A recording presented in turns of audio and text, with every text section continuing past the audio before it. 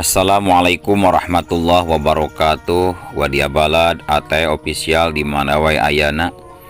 Alhamdulillah wa syukur ala ni'amillah urang sadayana tiasa patepung deui dina acara nu matuh kamemet urang sadayana. Nyaeta dina pagelaran dongeng Sunda jejer carita Si Getih karangan Rudiansah ti Palihan Garut. Atuh sumangga kanu teu acan subscribe geura subscribe heula ngarah langkung pogot sareng semangat kasih Mang anu nyendak dongengna.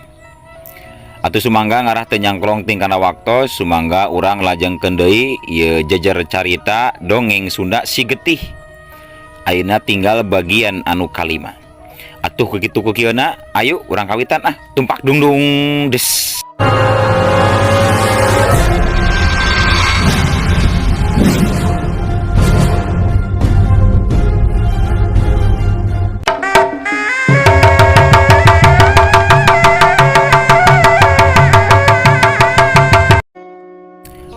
Harita katempo Eyang Tirta Jagat keur cumarita deui.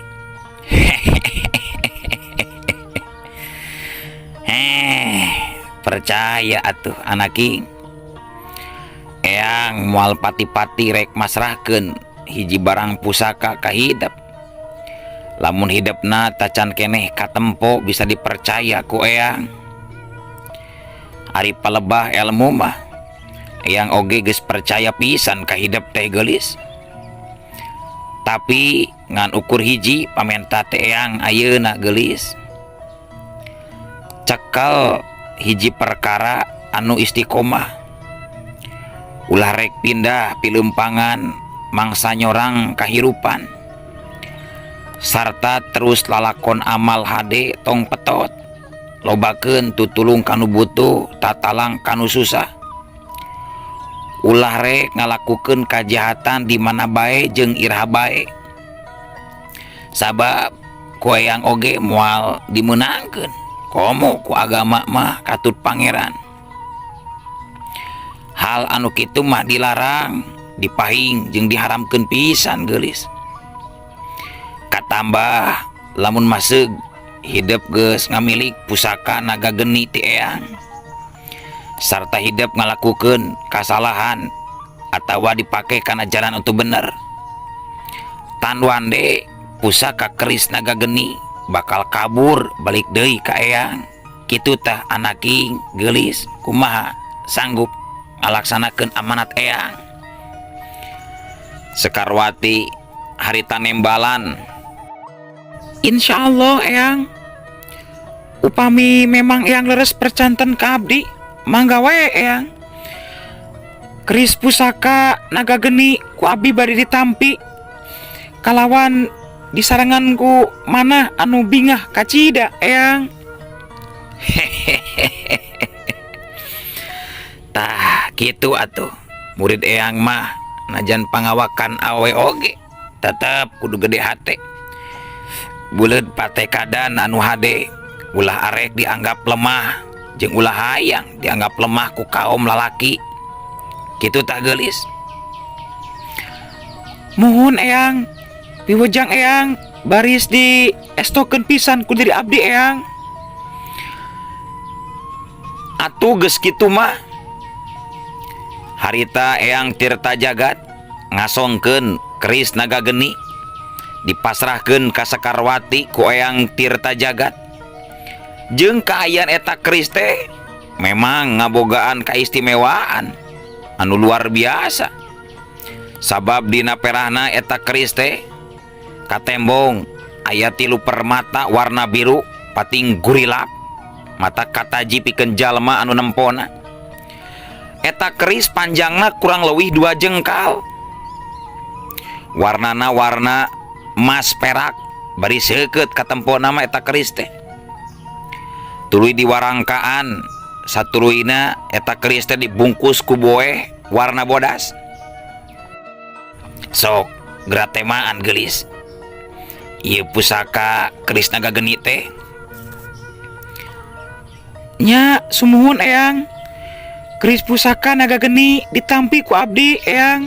Insyaallah abdi tiasa ngamanfaatkeunana Eyang.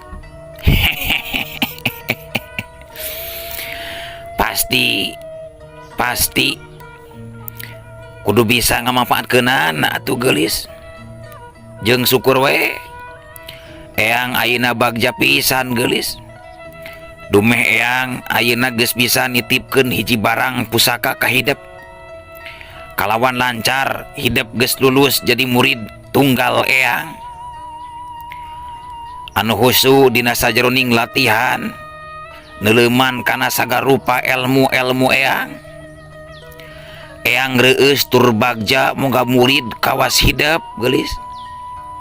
Eyang percaya hidep bisa ngajagana eta keris pusaka. Jeung KHD Sekarwati oge Kartiwa kudu bisa silih PHP-keun diri, kudu siga antara dulur jeung dulur teh sing bisa ngajaga, silih bantu dina mangsa urang meunang kasusah. Sok ayeuna mah bral anaking gra mariang ka itu. Punten-punten wae lain eyang geus ngusir embung lila kacicingan ku hidep duaan. Tapi memang hidep duaan ti kiwari geus ngabogaan tugas anu penting anu kudu dibereskeun ku hidep duaan ayeuna geulis Kasep. Mohon eyang abdi duaan sajab pamit wae eyang. Sareng titip eyang oge sing tiasa ngajagi diri eyang. Abdi duaan sareng Sekarwati demi harap eyang ayeuna kacilakaan. Amin. Nya kitu deui atuh sabalikna jalu hidep duaan oge sing lungsur langsar, sing lancar dina sagarupa anu jadi urusan hidep duaan Kasep geulis. Setiap masalah sing bisa kaungkulan ku hidep duaan kalawan gampang. Jeung KHD poho ngalakonan anu sapoe 17 rakaat nyaeta salat 5 waktu ulah kaliwat. Sabab eta koncina ayeuna loba jalma anu ngangkut jeung anu manggul barang-barang berat pare sakintal 2 kintal kaangkat, tapi ngangkatkeun leungeun ngucapkeun kalimah Allahu Akbar geus teu kadarugaeun. Hese ngaistiqomahkeun ngalaksanakeun salat anu 5 waktu teh geulis Kasep. Ngan tapi sok sanajan hese jeung berat kacida hidep duaan mah kudu bisa ngaistiqomahkeun jeung ngadawamkeunana kitu tah Kasep. Mohon eyang setiap kewajiban tangtos ku abdi duaan baris dilakonan eyang. Sareng satia piwejang teh eyang pituah papatah anu disanggakeun ka abdi duaan baris ditumutkeun ku abdi eyang. Syukur atuh lamun kitu mah Kasep. Eyang beuki reueus nempona oge lamun manya si Kasep bisa tetep cicing dina jalan jeung dina jalur anu dipikarido ku dat anu murbehing ieu alam. Atuh geus kitu mah Kartiwa jeung Sekarwati harita amitan bari neuteup kana pamenteuna eyang Tirta Jagat. Anu mana eyang Tirta Jagat anu cenah arek tuluy tapa di eta patempatan anu nelahna nyaeta di Guha Batu Numpuk. Katempo ku Kartiwa jeung ku Sekarwati kayaan eyang Tirta Jagat teh salirana mungguh bersih raraina cahayaan, nganggo raksukana jubah warna bodas, rambutna katutupan kulawon bodas anu dibendokeun kana mastakana. Satuluyna Kartiwa jeung Sekarwati manehanana pamitan. Sanggeus amitan terus lumampah mapai-mapai jalan satapak, anjog ka lembur, keluar lembur, asup lembur, anjog deui ka pilemburan. Kitu jeung kitu wae. Harita kaayanana Kartiwa jeung Sekarwati keur mapai-mapai sisi pilemburan, pikeun terus nuturkeun kreteg hate jeung nuturkeun indung suku ka mana loyogna marehanana lumampah. Nalika keur anteng-anteng lumampah Jol kadenge harita Sekarwati Cumarita ditujukan ka Kartiwa. Tingali itu gerak Kang. Dibeh dituun lembur siga aya karamean Kang. Da gening itu jalma meuni loba kitu ngagarimbung. Siga nama aya nu keur debus jiga Kang tuh. Ceuk Sekarwati nuduhkeun ka hiji tempat anu aya di tengah pilemburan. Anu memang di eta tempat teh loba pisan jalma ngalingkung ngareob lobaan di tegalan anu lega. Teu kolot teu budak, teu awewe teu lalaki keur ngarogrog kana hiji pintonan anu memang nyata narik kana perhatian jeung rame pikeun di lalajowanan. Tur anu boga acarana teh kabeneran we eta teh urang Cina ngaranna teh nyaeta Sibah Cingkai. Sibah Cingkai teh ahli dina ilmu debus, ilmu sihir, katut ilmu sulap. Kadengi harita si Babah Cingkai keur Cumarita kalawan make bahasa Cina tangtuna oge. Hayya. Oe ayeuna alek nemongkeun deui ilmu oe anu hebat oh. Oe elek nyabet anak oe beheungna sina buntung ha. Tapi tingali anak oe engke bakal hilup kene moal pae ha. Beheungna bakal nyamung deui ha. Kitu ceuk si Babah Cingkai. Rek nemongkeun deui ilmu ahengna ka pangeussi pilemburan anu lalajo di eta patempatan ku cara rek nyabat beheung anak lalakina anu sarua ngiluan kana eta debus. Bahasa Cinana si Babah Cingkai teh campur aduk antara bahasa Indonesia, bahasa Cina jeung bahasa Sunda. Tah paramiarsa sadayana di dieu nya. Urang ge kudu bisa make jeung ngomong bahasa batur khususna bahasa asing. Nalahan mamang oge kaleresan tiasa ari bahasa Cina mah. Bahasa Cinana can beurang can siang, beurang saeutik carang cang tihang, domba lepas cing wang cang cang. Kuntu ompong tong tuang cangkang muncang. Tah kitu pamiarsanya. Urang kudu diajar tanya. Akur tah sore manuk oge meuni recet ngilu diajar bahasa Cina gitu nya. Warga pangeussi pilemburan anu keur lalajo rupa-rupa harita teh kaayana aya anu resep nempokeun we bari pating biri-gidi gilaeun lamun geus nempo atraksina si Babah Cingkai. Lamun keur ngagunakeun pakarang seukeut atawa keur ngahuapkeun seuneu ruhak panas. Aya oge anu lalajo teh biasa-biasa wae malah pogot nempokeun lantaran resep jeung panasaran.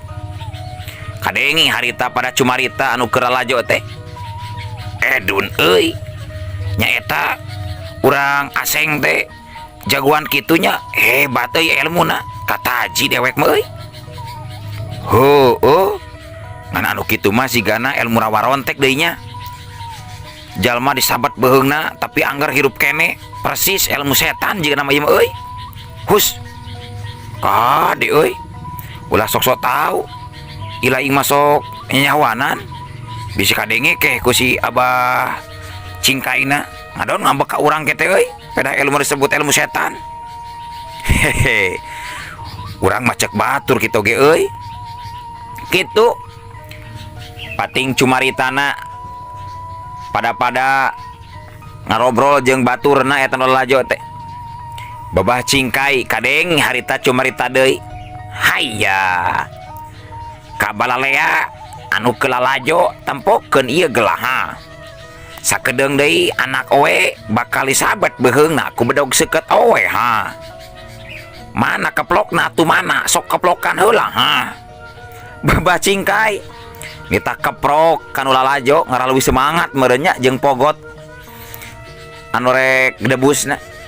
Anu lalajo atuh ger harita teh keprok bari ting jorowok patarik-tarik nya euy hebat terus Babah Cingkai hidup Babah Cingkai jago sakti euy. Kitu pating jorowokna lalajo anu keur lalajo teh. Tur sanggeus yakin mah elmuna geus nyerep geus mapatkeun jampe pamake ilmu teh nemu. Si maung aing kaing kasimaku mau ngelumpat aing lari mau tijali ke aing seuri hahaha ahong. Harita si babah cingkai teu asa-asa deui. Terus nyabetkeun bedog sekeutna kana beheung anu jadi anakna. Anu keur ngagoler nangkarak dina luhur batu bari panonna ditutupan ku kain hideung. Sangkan ulah sina nempo. Set. Tres. Trek. Gelencang. Harita sirah anakna babah cingkai kiwari terus kagelenceng sasapatna pisan disabat ku bedogna babah cingkai harita teh. Tapi aneh sok sanajan disabat nepi ka ngagelenceng sirah anakna babah cingkai teu sugan ngagorowok nya kitu deui henteu ngagawor ngaluarkeun getih tina tempat panyabetanana. Malah awak anakna anu geus eueuh sirahan teh terus cengkat nangtung tuluy lelempangan di tengah-tengah eta tegalan ngurelingan ka jalma-jalma nu keur lalajo sarta nyokot sirahna terus dikekelek jeung dijingjing di bawah lelempangan di tengah-tengah eta tegalan. Atuh nempo kitu mah anu lalajo teh aya oge anu tuluy malabur lumpat lantaran soakeun ningali jalma hirup eueuh sirahan mah disangkana kadang setengah siluman anu kitu teh ceuk anu lalajo. Tah euy lamun ieu kakarak hedet euy bener resep dewek mah euy nempona oge matak pogot ieu. Heuh ngan eta we nya euy anu borangan makot kalabur kitu nya sarieuneun meureun. Heueuh tuh tingali tuh antepkeun lah anu kalabur mulai tingalikeun tuh tempoeuna mah tuh. Tuh tingali tuh.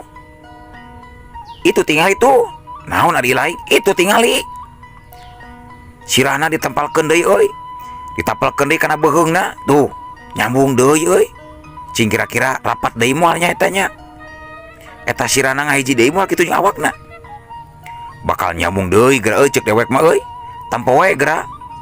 Harita anu keur lalajo pada pating kecewis pada baturna. Anu lalajo teu daek jempe harita teh ngagalecok ngomong jeung pada baturna bari titeupanna masing-masing terus museur deui ka tengah lapangan. Sabab harita anakna babah cingkai nyambungkeun deui sirahna kana beheungna sorangan make ilmu tantuna oge diusap ku dua dampal leungeunna tetela nya eta sirah jeung beheungna nyambung deui teu sakara-kara. Eueuh tapak cecel, eueuh tapak bocel, lita rapat seperti ti awalna. Atuh harita nu lalajo oge terus kaleprok deui kot kaleuwih tarik minuhan eta patempatan. Hebat euy, hebat. Ceuk anu lalajo pating jorowok nyebut hebat.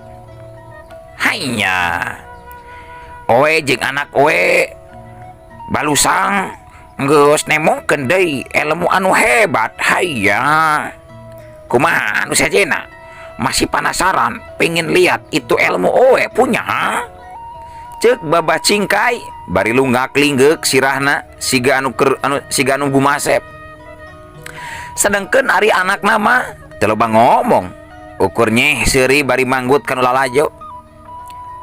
Babah cingkai bisa tuh lamun maruhak anu panas di dahar di kunyah di hum kuring hayang nempo euy atraksi samodel kitu nya babah kuring oge penasaran sok kira-kira babah bisa moal jeung kaduruk moal eta kira-kira letah bah coba atuh bah temongkeun deui ilmu-ilmu sejenna tuh ceuk anu lalajo pating jorowok menta sangkan babah cingkai nemongkeun deui ilmu anu sejenna.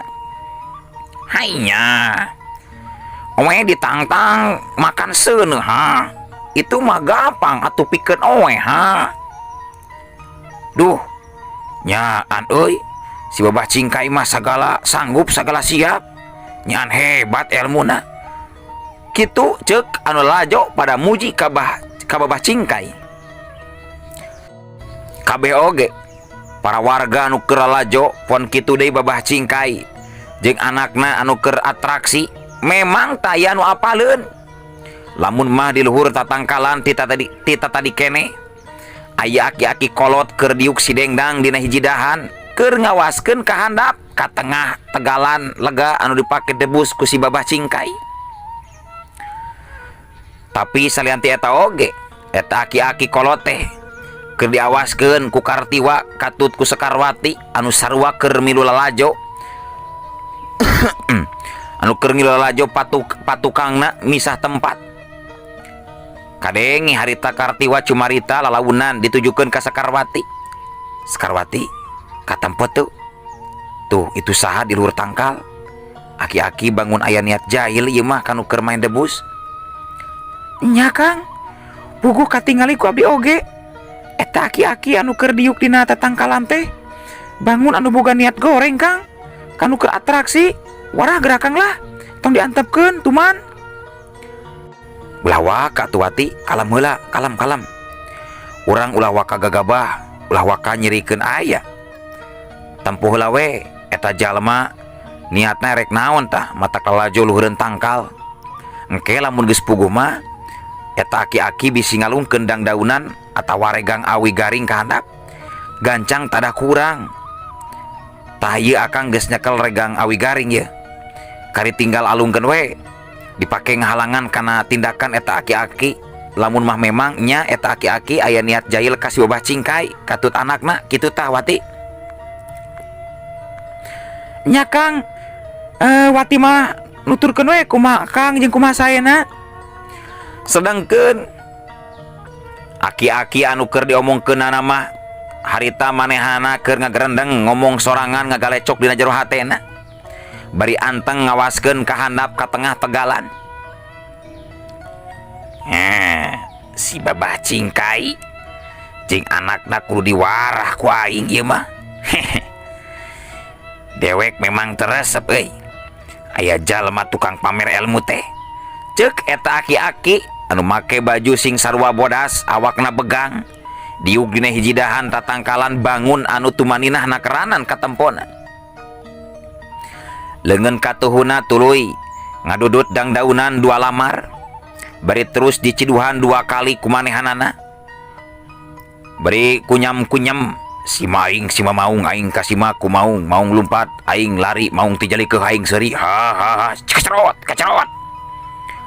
sok sia ulah kaget lamun si laing duaan ayeuna bakal ngarasa panas waktu ngabaheum eta ruhak. Sabab lamun ieu dangdaunan anu diciduhan ku dewek antal kana eta ruhak mangka ilmu si laing duaan bakal camal deuleu. Ceuk galecokna si aki anu memang boga hate julid ka babah cingkai.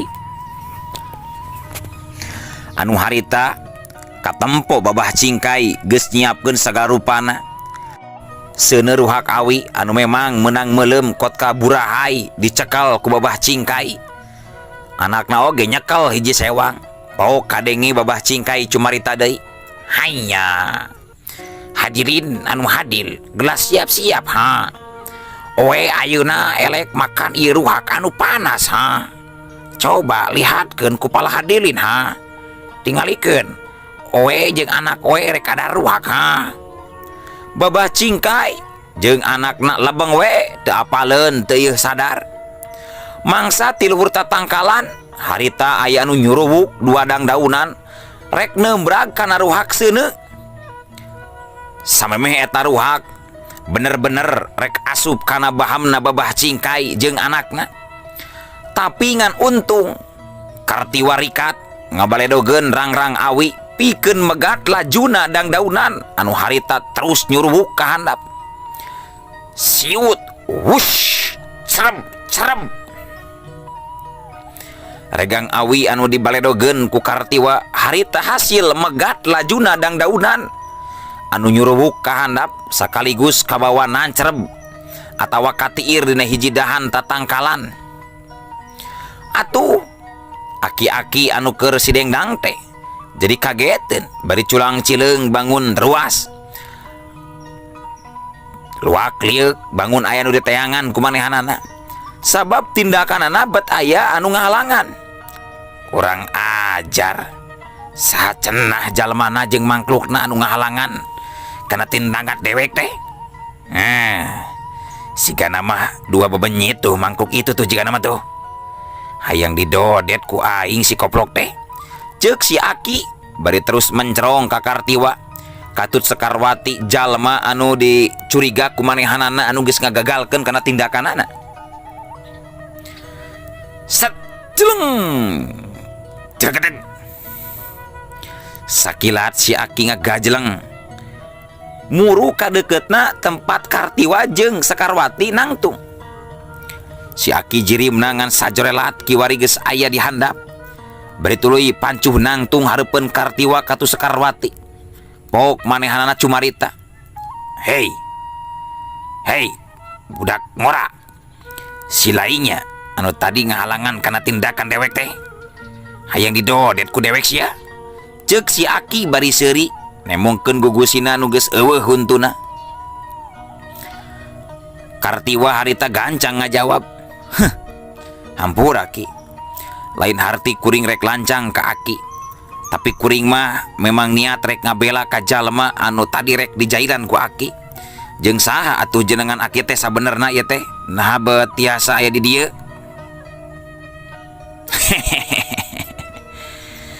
Celedek si laing sia. Celedek si laing mah euy. Dewek aya di dieu teh. Nya kumaha dewek we atuh. Dewek ngajailan si Sipit. Nya kumaha dewek? Nah ber si laing anu ngabelanana euy. Hah? Kapinaon si laing ka si Sipit teh ha? Kuring jeung manehna memang taya hubungan naon Ki euy. Tapi kuring ayeuna ngan sakadar rek nulungan we anu keur diancam bahaya ku si Aki. Ke. Ari Aki teh jenengan saha teh aya teh Ki? Coba gerawaler Ki. Dan ilaing euy. Nu pikawani nanyakeun ngaran dewek oge euy. Yeuh. Bisi Andika penasaran kana ngaran dewek. Ngaran dewek anu katelah nyata Bahlonjar deuleu euy. Ari si laing saha? Saha ilaing duaan? Bahlonjar malik tumanya. Oh, Bahlonjarnya jenengan teh. Atuh wanohkeun ngaran kuring mah katelah Kartiwa bah. Jeung ieu adik kuring katelahna Sekarwati. Bahlonjar katingali manehanana ngadon kerung bari ngahuleng jiga nu keur mikir. Asa kaingetan meureunan ku ayana saembara anu diembarkeun ku Raja Tumariswana. Sedengkeun babah Cingkai mah kadut anakna harita teh geus areuweuh di eta patempatan langsung kalabur. Bangun anu meunang kasoak jeung karuas.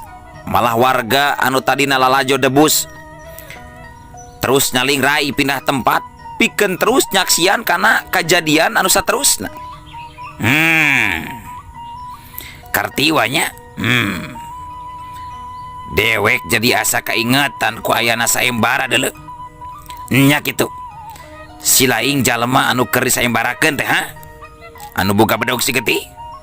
Ceuk Bahlonjar bari neuteub seukeut ka Kartiwa. Sekarwati kadenge harita anu cumarita. Lamun memangnya ieu Kang Kartiwa teh jalma anu keur disaembarakeun, tindakan Bahlonjar erek kumaha engke saterusna ha?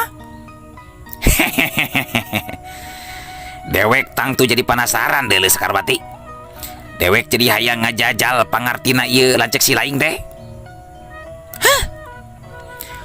Kitu ge ari mampu meureun bah. Abah ijen jajaten jeung lanceuk kuring. Nya sok wae, kuring mah puguh hayang nempo bah. Jeung hayang nyaho nepi ka mana kamampuan Abah.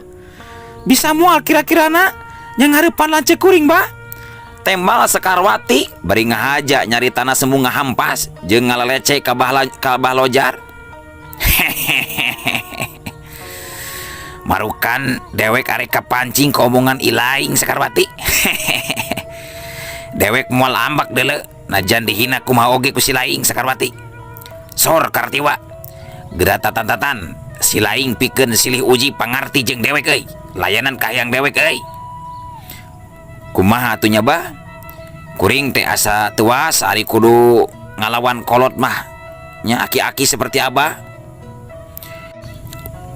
Montong loba ngomong si laing deuleu Kartiwa. nya oge dewek kayan geus kolot kieu moal kudu guyang tanaga deuleu pikeun adu hareupan jeung si laing nya oge budak ngora danger we pangalaman mah jero keneh dewek deuleu sok geratatan si laing sia hiat.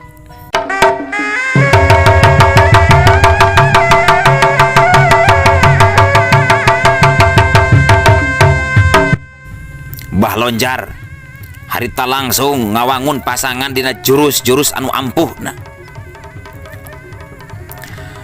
Kartiwa ngareret ka Sekarwati bari pok cumarita.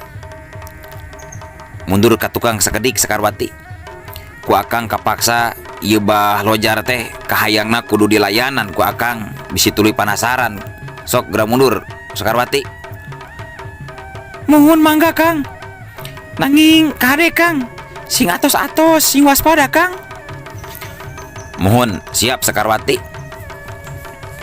Woi, ngadon ngobrol si laing mah ditangtang ijen jajaten ku dewek teh ha. Hasok Kartiwa, geura tembongkeun pangarti si laing teh. Sok geura maju. Ceuk Bah Lonjar, geus teu sabareun sigana mah manehanana hayang geura dertaru ngalawan Kartiwa.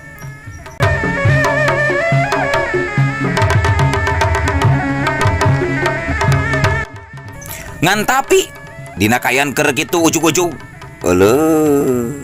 waktosna kabujeng seep Wadia Balad AT official keun atuh isu pageto insyaallah urang lajengkeun deui dongeng urang sadayana hayu ah.